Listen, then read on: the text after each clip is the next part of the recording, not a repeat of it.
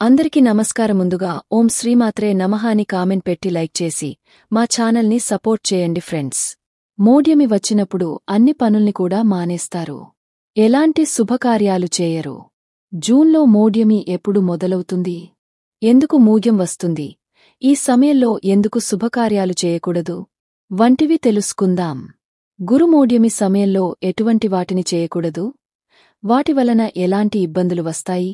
ఇటువంటి విషయాలని వివరంగా తెలుసుకుందాం. మోడ్యమి వచ్చినప్పుడు అన్ని పనుల్ని కూడా మానేస్తారు. ఎలాంటి శుభకార్యాలు చేయరు అనే విషయాలు తెలుసుకుందాం. ఈ నెల జూన్ 10వ తేదీ నుండి గురుమోడ్యమి ప్రారంభం. జూలై 8వ తేదీతో గురుమోడ్యమి ముగిసిపోతుంది. ఈ గురుమోడ్యమి సమయంలో శుభకార్యాలు చేయడానికి అనుకూలమైన సమయం కాదు. గురుమోడ్యమి సమయంలో ఎట్టి పరిస్థితుల్లోనూ కొన్ని శుభకార్యాలను నిర్వహించకూడదు. గురుమోడ్యమి సందర్భంగా ఈ నెల రోజులు ఎలాంటి నియమాలు పాటించాలి? అసలు మూజ్యం ఎందుకు వస్తుంది? మూజ్యం సమయంలో శుభకార్యాలను ఎందుకు చేయకూడదు? ఈ సమయంలో ఏ పనులు చేయాలి, ఏ పనులు చేయకూడదు అనే విషయాల గురించి ఈ వీడియోలో తెలుసుకుందాం. ఈ గురుమోడ్యమి నెల రోజులు వివాహాలు చేయకూడదు, అలాగే నిశ్చితార్థాలు నిర్వహించకూడదు.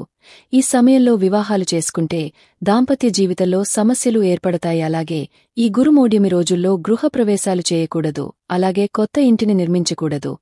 ఈ సమయంలో కొత్త ఇంట్లోకి ప్రవేశిస్తే మీ ఇంట్లో సుఖసంతోషాలు లోపిస్తాయి, కుటుంబంలో సమస్యలు తలెత్తుతాయి. కాబట్టి ఈ నెల రోజులు గృహప్రవేశాలు చేయకండి.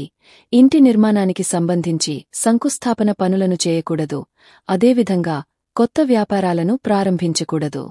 గురుగ్రహం లాభాలకు కారకుడు కాబట్టి గురుగ్రహం బలహీనంగా ఉన్నప్పుడు ఏదైనా కొత్త పనులను ప్రారంభిస్తే ఆశించిన విజయం లభించకపోవచ్చు.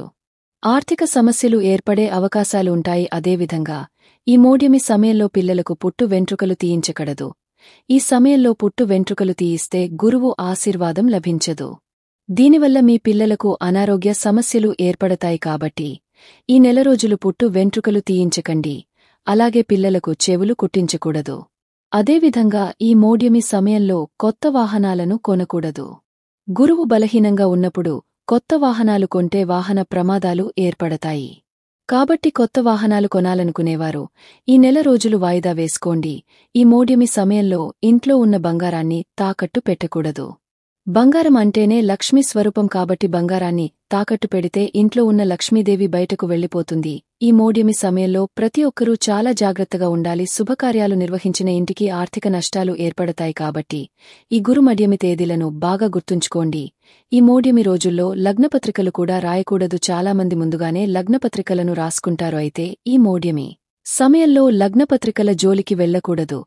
కనీసం పెళ్లి మాటలు కూడా ఇంట్లో మాట్లాడుకోకూడదు. అలాగే ఈ సమయంలో ఎట్టి పరిస్థితుల్లోనూ ఉపనయనం చేయకూడదు. ఉపనయనం అనేది విద్యాభ్యాసానికి సంబంధించినది. అదేవిధంగా ముఖ్యమైన నిర్ణయాలు తీసుకోకండి. పెద్ద పెద్ద పెట్టుబడులు పెట్టకూడదు. ఈ సమయంలో అనవసరంగా డబ్బును ఖర్చు చేయకండి.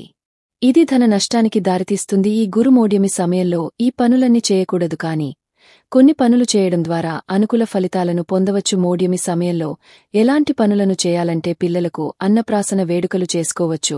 అదేవిధంగా శ్రీమంతం వేడుకలు నిర్వహించుకోవచ్చు. ఈ మూజ్యం సమయంలో గర్భిణీ స్త్రీలు అలాగే బాలింతలు ఈ సమయంలో ప్రయాణాలు చేయకూడదు.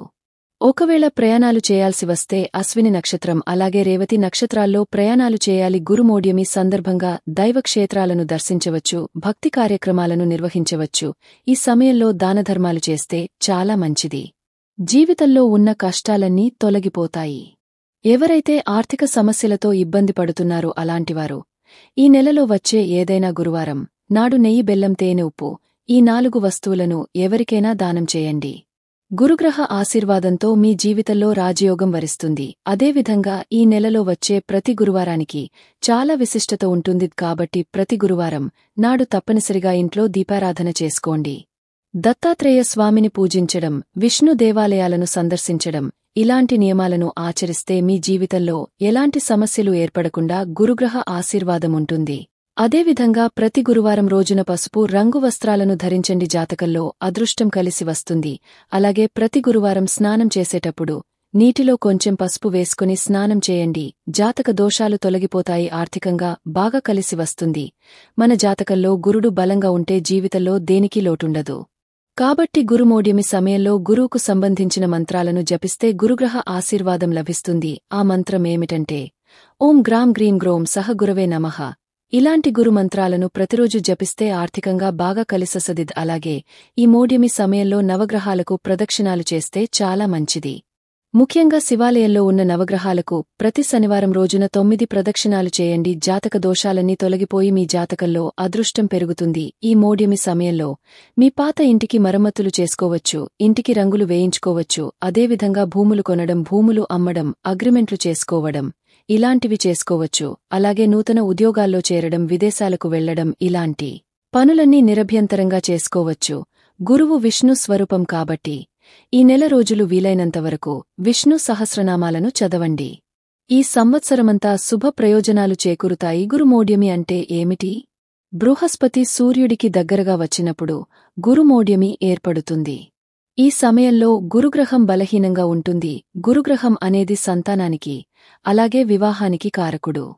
కాబట్టి గురుడు బలహీనంగా ఉన్నప్పుడు ఏదైనా శుభకార్యాలను ప్రారంభిస్తే ఎన్నో సమస్యలు ప్రారంభమవుతాయి. కాబట్టి ఇలాంటి చిన్న చిన్న నియమాలను పాటిస్తే ఎలాంటి నష్టాలు ఏర్పడకుండా కుటుంబమంతా సుఖసంతోషాలతో జీవించవచ్చు. మీకు ఈ వీడియో నచ్చితే తప్పకుండా లైక్ చేసి షేర్ చేయండి. మరిన్ని మంచి వీడియోస్ కోసం మా ఛానల్ని సబ్స్క్రైబ్ చేయండి. ధన్యవాదాలు.